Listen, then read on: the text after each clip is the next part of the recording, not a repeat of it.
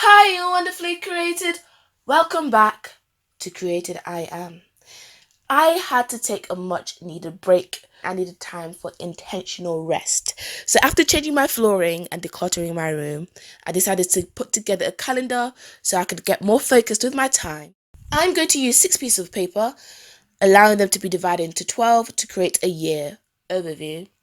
Grab 2 pieces of paper and attach them with basic tape.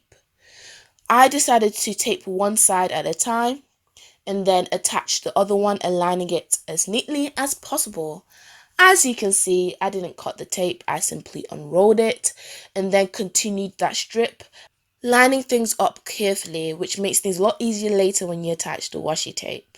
Once all 6 pieces are done, you can turn it around and continue to tape down the other parts. Snip off any excess tape so that it doesn't show on the right side and then turn it around so you can see the right side.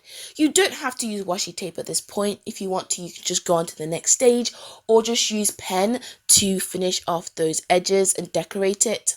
But I decided to grab some greenish, brownish, goldish washi tape because that matched the aesthetic of my room, and then I sealed over the places where I taped it down. But then I also divided the pieces of paper so that I could create 12 sections before sealing up the border to give it a clean finish. Now it's time to add the months. I decided to create 7 by 5 boxes on all 12 parts.